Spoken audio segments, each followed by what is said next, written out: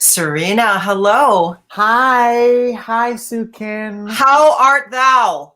Art thou pretty good today, actually. The sun is out.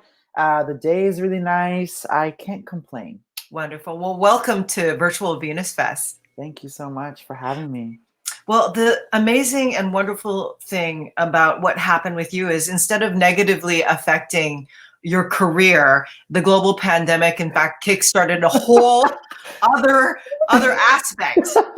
And you're a founder of Club Quarantine, Yep. the online queer dance party. Yes. What inspired this brilliant idea?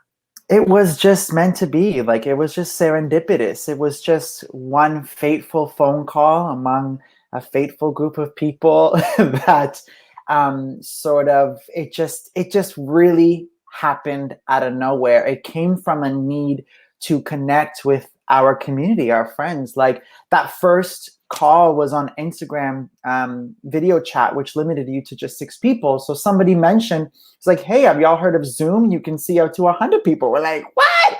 So we downloaded it. We're like, okay, everyone download it. And tomorrow we're going to get together. We're going to dress up. We're going to play music. We're going to turn up. And it's going to be so much fun. And so I was the inaugural DJ, which at the time I was like, I had no idea what I was doing. But I brought up like these speakers into my room, and I was living my best life in my room. No, come on. Yes, Where you are right now. where I am right now. Yeah, where I am right now. I love that. Little did I know that the sound was, we hadn't even figured out how to do the proper sound via Zoom. So it sounded like crap. Like it was, but we were just having so much fun seeing each other and changing our backgrounds. And it was just like, so we were like, oh my God, like, and like, we're in the queer nightlife scene, so it was very like easy to be like, somebody was like, I want to DJ tomorrow, I want to DJ next, I want to DJ next. And it just like, it was a snowball effect. That first night someone drunkenly made the Instagram account as a joke. We all tagged it, and overnight there were 1,000 followers. And then it just kept going and going. Yeah, and now there's like over 70,000 We have around followers on 70,000 Instagram. followers. We've had Lady Gaga come through, Tinashe, Big Frida. We have had our collaboration with Party. We've been on every publication possible. Like it was our 6-month anniversary on Tuesday, which is wild, wild, wild. There's a documentary coming out on Tuesday. It's just all crazy. It's wild. Well, yes, and it's also really intense because it's all happening in your bedroom. It's all happening in my bedroom. That was wild.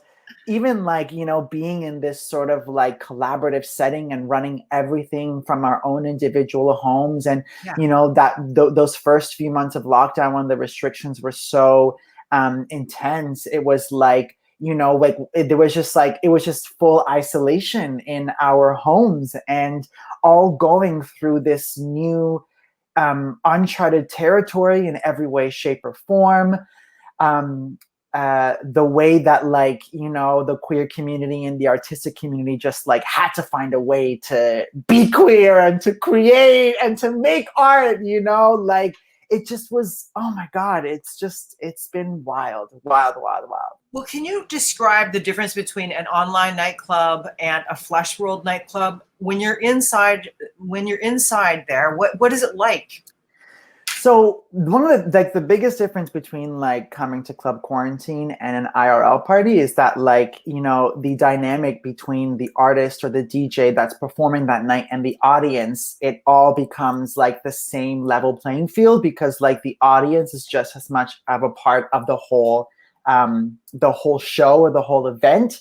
Where that's like the most fun part of it is seeing everybody come through and delivering looks, or just even being in bed, under the sheets, or bringing their pet cockatoo, or, like cats and dogs, and people tuning in even from the hospital, whether they're like doctors and nurses there. We've had patients tune in. We have had that's what makes it so special. So it's like, really important, because there's some people who are doing online casts and it's not as interesting. But sometimes it's kind of like hearing a live concert rather than being at the concert. There's kind of like a shield There's a between. shield. So, There's a shield. somehow when you're doing it at Club Quarantine, because we're seeing people on the screen pop up, and it feels much more democratic. It feels Yes. Oh, yes. The star, or per se, is no longer the star. You know, it's like, not no longer a person on a stage where everyone's like bow down to the DJ. yep. And like, you know, as time went by and people would notice people coming back, and that's when you start building that community, because people are like, oh my God, so and so, oh my God, yeah. Like when people come through and you start seeing these familiar faces, and then they kind of become little like Club Q celebs, you know? Yeah, And because you have so many different screens. And it's not just with the screen on the artist. It's like it's constantly moving and oh, shifting. Amaya, if we just stayed on the artist, unless the artist is giving like a very intentful visual performance, that's when we would stay onto the artist. But other than that, like, you know, it's always like The people. the people is what makes first. it special. Mm-hmm. Why do you think it's really connecting with them so much? Because it's a place where you can be free. I mean, we in the IRL space, like the club is our church, you know, like for queer people, it's one of the few places in the world or in the everyday life where you can actually express your truth without having anybody have a problem with that. And so that's why these spaces are so sacred. And like even before the pandemic, they were already being shut down. And now with the pandemic, it just made it so much easier for these places to shut down. Like the queer, all the queer spaces in like the West End of that, like, you know, there was a very thriving queer nightlife scene that was happening in Toronto's West End.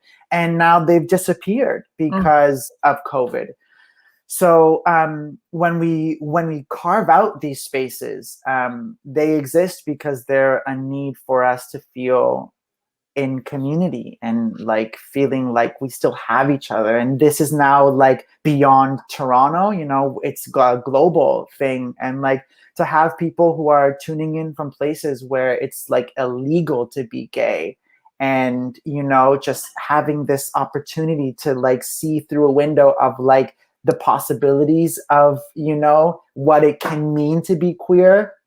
It gives people that sort of kind of like, oh, like, yes, like there's worth it. This is worth it.